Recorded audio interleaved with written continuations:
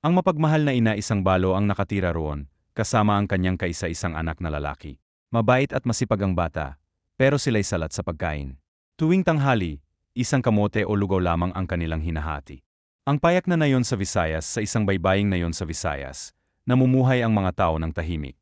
May palayan, may dagat, at may kubong kawayan na tinatanglawan ng aaw. Ang panalangin isang gabi, umiyak ang ina habang nakaluhod sa labas ng kubo. Bathala, bigyan mo po kami ng pagkain na madaling itanim at makapagpabusog sa aking anak. Humaplos ang malamig na hangin, parang may nakinig.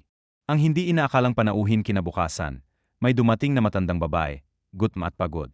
Kahit kaunti lang ang pagkain, pinatuloy pa rin siya ng mag-ina.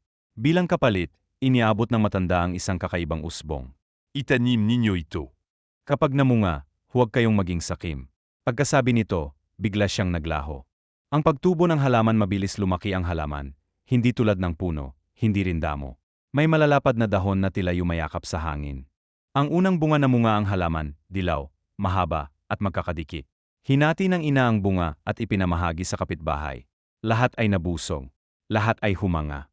Ang pangalan ng saging napansin ng mga tao. Ang bungay parang kamay na may mga daliri.